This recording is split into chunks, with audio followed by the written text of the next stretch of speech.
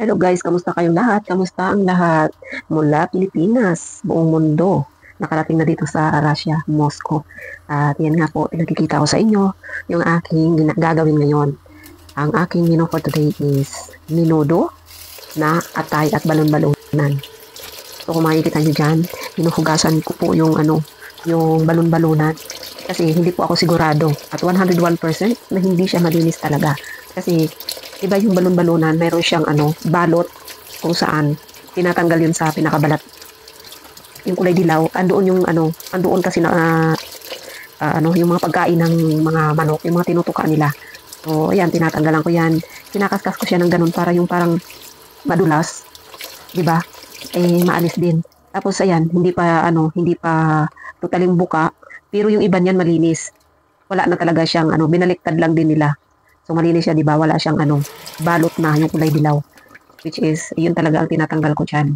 At yung iba kasi niyan sa pinaka malapit sa bituka, doon may mga dilaw-dilaw pa at saka medyo madulas-dulas. Pagka nga mga ganyan nga palang mga 'di ba nakita niyo 'yan? Ayun, tinatanggal ko 'yan. So, marami pa niyan. Kaya nga kailangan ko talagang iniisa-isa.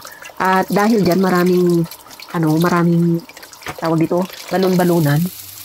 Ano yan siya, galing sa sa mga factory talaga, yung malalaking ng mga saan ba ako poultry. Doon kasi ako dati nagtrabaho din ako yan, yung ng pure foods ba yun or Vitarich, yung mga magnolia, yan yung mga klase ng mga manok na kabalot-balot. At dahil nga dyan, di ba, habang naghuhugas kasi ako kanina ng balon-balunan, nagisa na ako ng bawang, sibuyas, luya, para igisa muna yung balon-balunan. Kayo ba, pag nagluto ng atay at balon-balunan, ano ba ang inuuna yung pagluluto? Kasi ako balon-balunan muna, niluluto ko muna siya bago ko ilagay ang atay. Kasi ang atay malambot lang. Ang balon-balunan kasi makunat siya, di ba? Pero itong mga klaseng balon-balunan, malambot naman siya kasi mura lang yung manok. Yung pinaka mga inahin yan, mga nasa 45 days. At saka maliliit lang yung mga balon-balunan. Palagay ko malalaking mga ibon lang siguro ganon. Di ba? At saka pagkagisa ko niyan, ng sa mga sibuyas at ay nilagyan ko na siya ng paminta at asin para magkalasa na habang ginigisa ko yan. Habang nagpapalambot ng konti, mag-aano naman ako.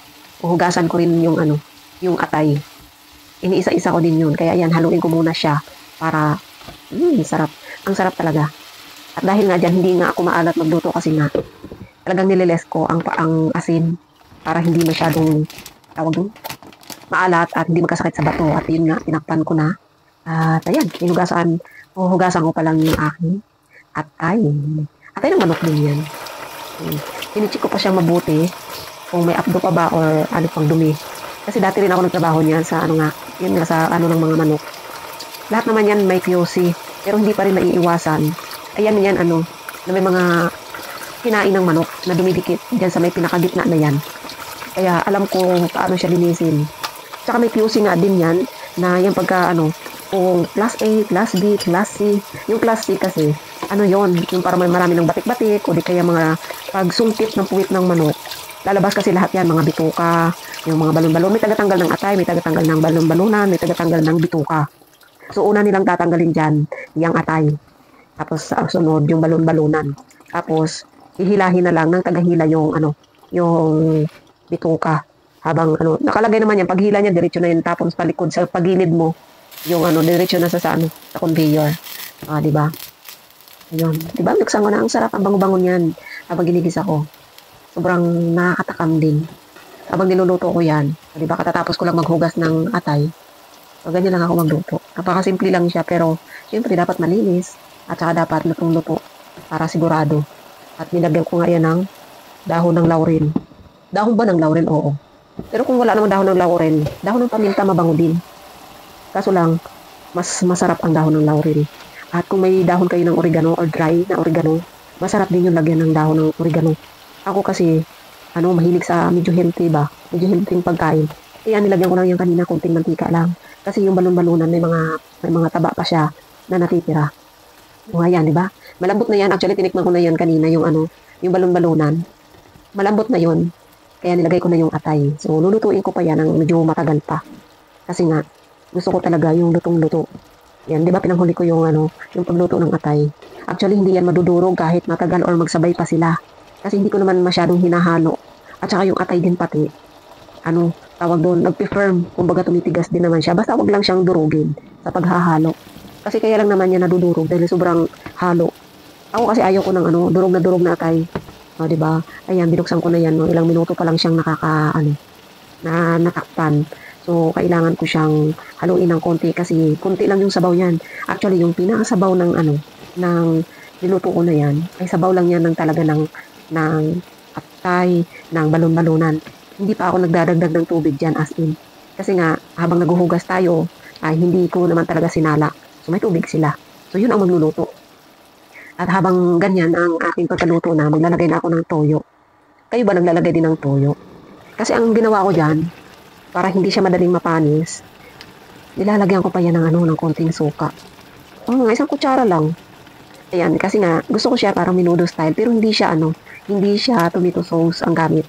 Mayroong tomato paste dito, yung mga kamatis na tinanggal na yung balat, or may balat na siya, may balat pa siya, pero sobrang giling ang ginawa.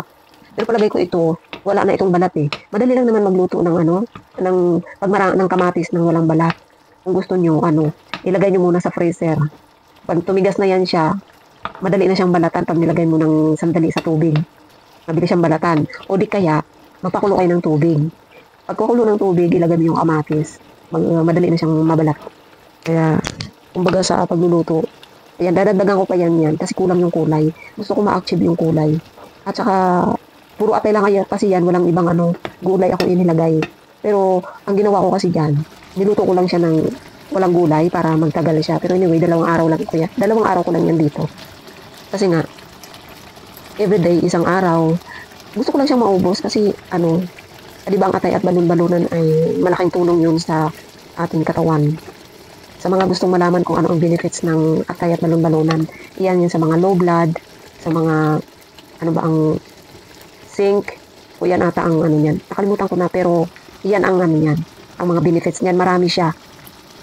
Tayo naman, walang sakit, wala naman. Pero hindi natin alam. But anyway, ang gusto ko lang, paminsan-minsan lang kumain yan, even isang beses sa buwan. Thank you for watching guys, luto na.